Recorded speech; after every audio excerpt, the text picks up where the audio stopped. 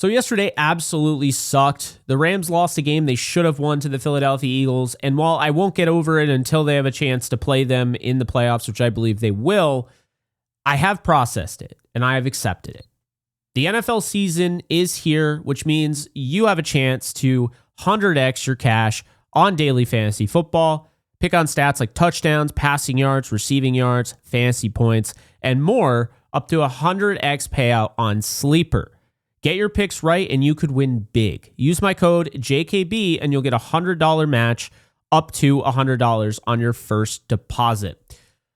So, before I go into my notes on this game, I have to start by saying there's no doubt in my mind that the Rams are one of the best teams in football. I truly do believe they are the best team in football, and I don't only think they're going to get better over the course of the season. While this loss absolutely sucks, I'm not going to sugarcoat it. I hate it. However, I will say it's only week 3. I hate losing the Eagles. It's only week 3. As I've said before, the Rams got off to bad starts in back-to-back seasons, both of which they made the playoffs. And now here they are, 2-1, and there's no reason to think they can't go in the bye at 6-1 if they keep playing the style of football they've played.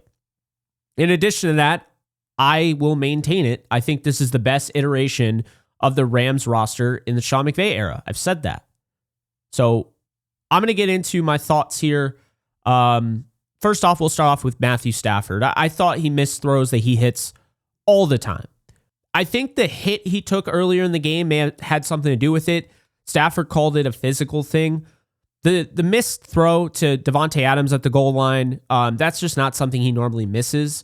The missed throw to Puka Nacua near the end of the half, it's almost the same exact throw he made against the Texans to ice the game. That's normally a throw that he hits.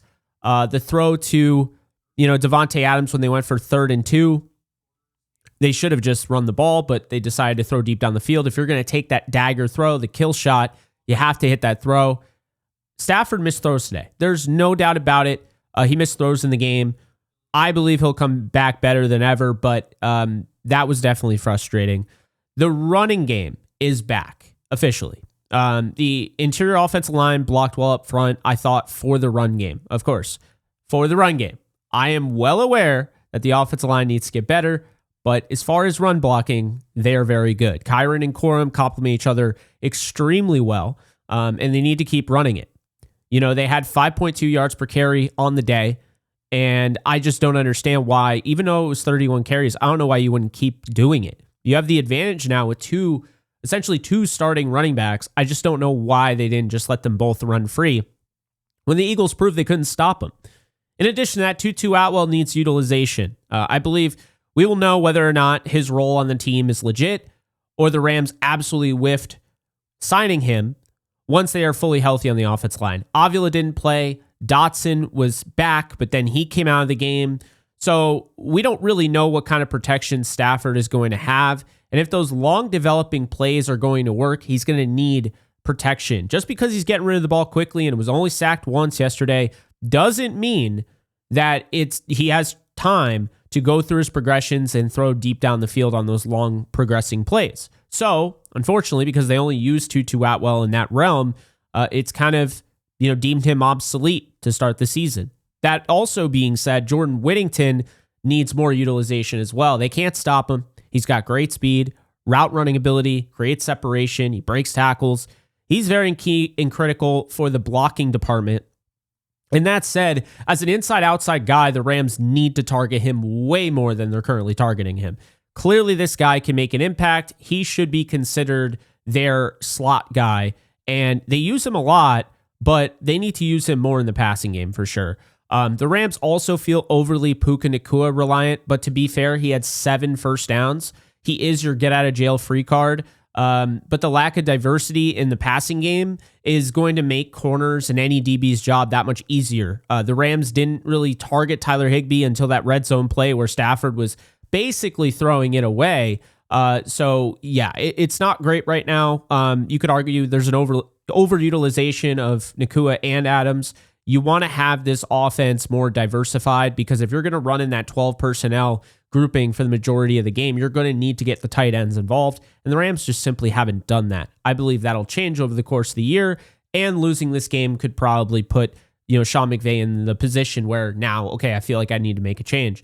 The offensive line wasn't as bad as I thought it was going to be, but Bo Limmer's just simply not a guard. At center, he's still a liability in some aspects, but he's a decent center. At guard, he's just simply not a guard. I have concerns about their depth, considering they've had 2 injuries on the offensive line already in Avila and Dotson. And yes, I'm still very bitter that they didn't hold on to Willie Lampkin. I think that was an absolute mistake, and we're starting to see it every day. Jared Verse was fantastic on the defensive side. Byron Young looked good. Poona Ford had his best day as a Ram. The defensive line had 21 pressures on Jalen Hurts. Josiah Stewart had 3 of 14 pass rushing reps. He had 3 pressures on those. I just love the way they're playing. I thought they had an excellent game plan to stop Saquon Barkley, held him to 48 yards, selling out to stop the run. It was very evident to back in 2018, which of course Chris Shula, the defense coordinator now, was on the roster then. He was on the coaching staff then against the Cowboys. You saw them sell out to stop Zeke Elliott. So I'll say I'm not worried about this unit at all. Braden Fisk, Kobe Turner, not at all. None of those guys. I'm not worried at all about the defensive front. Nate Landman had a huge fumble recovery, and aside from that, Dallas Goedert touchdown, where I thought it was just a great play call by Philadelphia, he looked really good in coverage. He's very critical for their defense. Spates has been quiet, but that's not necessarily a bad thing. There's really no issues with the unit right now. I feel really good about that spot. Chris Shula in the first half, you saw he was outstanding, absolutely dominant against the Eagles offense. Not only could they not run the football, they couldn't throw the football. -1 passing yards for Jalen Hurts, and the use of blitzing Jalen McCullough as well as others created extra pressure, and it was just really impressive. I thought he was in his bag and looked outstanding in that first half. That said, the second half, Chris Shula continued to blitz, and those blitzes didn't get home the way they did in the first half, and it left the Rams susceptible to getting beat in the secondary. The corners didn't have to do much in the first half, so they played well. However, the second half was a problem. You saw Kobe Durant got bullied. You saw Darius Williams get bullied. Emmanuel Forbes got bullied. The biggest concern is the lack of mass and overall size and length on the outside without Ahkello Witherspoon, which was very clearly evident. Will the Rams have to go out and get another physical corner? I know a lot of people want Stephon Gilmore. Perhaps. I'm not saying they wouldn't have to do that, because not having Ahkello Witherspoon in this game absolutely mattered. And will it matter going forward? I think bigger receivers are going to have an easier time against this smaller secondary. Now, I think the safeties were very good. Cam Kinchins was good. He's continued to get better quietly, becoming a really sound tackler. Cam Curl was really good at man coverage, and he's just very good overall. But Quentin Lake is becoming a star right before our eyes. Lake had 4 pass breakups, and then, of course, a just total BS PI call at the beginning of the game. But he was absolutely stellar in the star role. Quentin Lake, I believe the mistake with him was that he wasn't on A.J. Brown on the final drive of the game. I believe had they put Quentin Lake on A.J. Brown, maybe they don't win, but I definitely think it would have been a lot harder for the Eagles to go down the way they did and score a touchdown. My biggest concern with the way the cornerbacks played is once you gave up a 3rd and long, you now have to make the tackle. That play is over. You've given up the yards, make the tackle where it stood. You saw a lot of Emmanuel Forbes and Darius Williams trying to punch the ball out, kind of being like flustered. The play already happened. Move on. Force the tackle, just make the tackle. Stop trying to punch the ball out, because unfortunately when he did that, Emmanuel Forbes on A.J. Brown on that final drive, Brown ends up picking up 15 to 20 yards after the catch, and it's because he was able to recalibrate and reposition himself once he went high and tried to punch the ball out.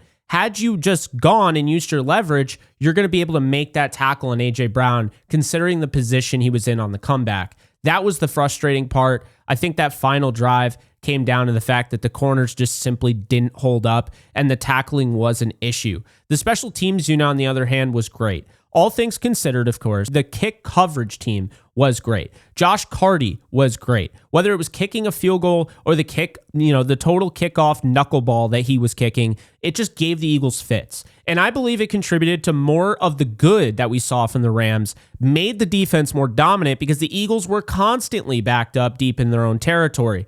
That's one of those things that won't get talked about nearly enough, but Josh Carty could have been the MVP of this game had, of course, the kicking team not been horrendous and unheard of, giving up 2 block kicks back to back.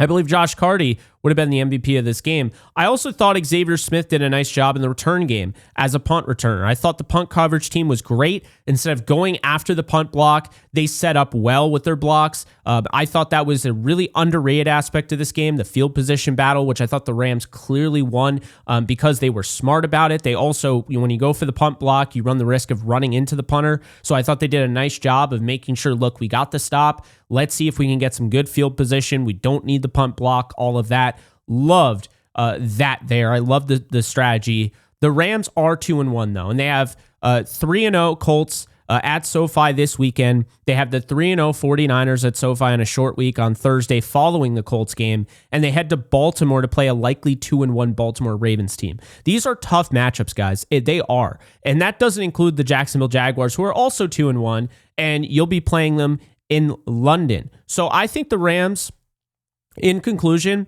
they're going to be better having lost this game. They're going to be a better team moving forward. I think Sean McVay will learn to keep his foot on the gas, although I will push back on the fact that, people said that he was way too conservative and was calling not to lose the game. I actually think Sean McVay called a pretty good game. I disagreed with some things. As a matter of fact, I felt like he was too aggressive in the passing game.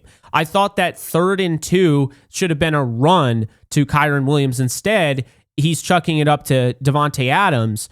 And, I understand you're going for the dagger, but I just didn't feel like the way Stafford had been throwing the football today, I just didn't feel like you were going to be able to hit that throw. So I think the Rams probably sealed the deal on that drive if they just run the football. My biggest play call issue was the 4th and 1. Going for it, no issue with it. Going for it and running the football, no issue with it. Going for it and running the football right at Bo Limmer, big issue with it. Of course, having Puka Nacua in motion and not allowing him to be a part of the play where he's blocking, huge issue with it. So I didn't like that play call at all, but I am expecting the Rams to bounce back and win at SoFi against a hard-fought Colts team that is 3-0 for a reason. I think they're going to beat the Colts 30-23. I think they'll get pressure on Daniel Jones. I think Matthew Stafford, which is the best quarterback that the Colts have faced this year, is going to be able to win this football game.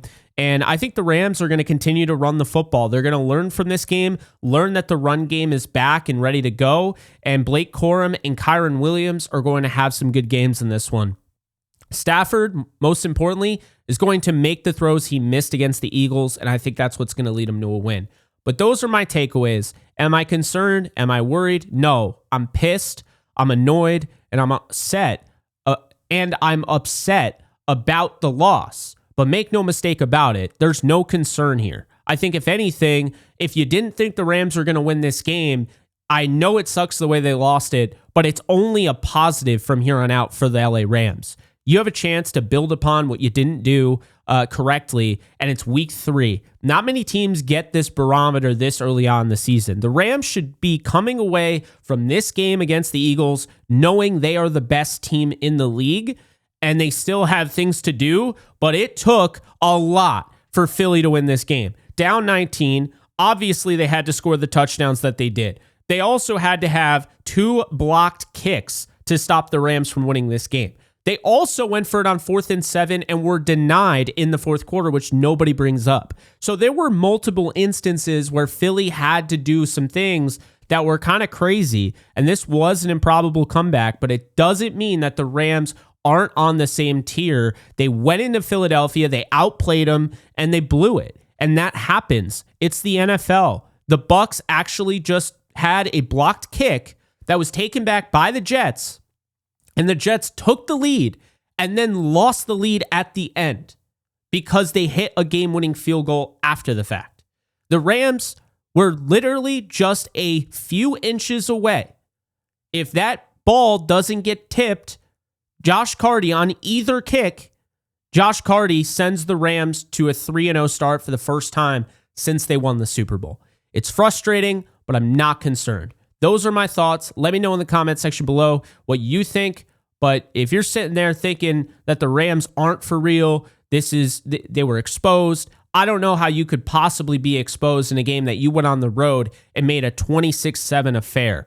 I saw a team that struggled early on in both games back-to-back to start the year, and this game, they corrected that. They got off to a quick start despite an interception that would have broken most teams against the reigning Super Bowl champions. You had an interception on the first drive, you didn't get the ball in the second half, and yet you found a way, and you still didn't have them tilt in their favor until the very end. The Eagles barely led this game. I am not concerned with this team. I'm not panicking. I'm feeling good. Let's see what they do in week 4. I have a good feeling that they're going to be on a tear, and I think they'll learn from this game, and they'll be better for it. Those are my thoughts. Let me know in the comments section below. Be sure to use sleeper code JKB when you sign up. That's going to do it for me. You guys take care. I'll see you soon. Later, folks.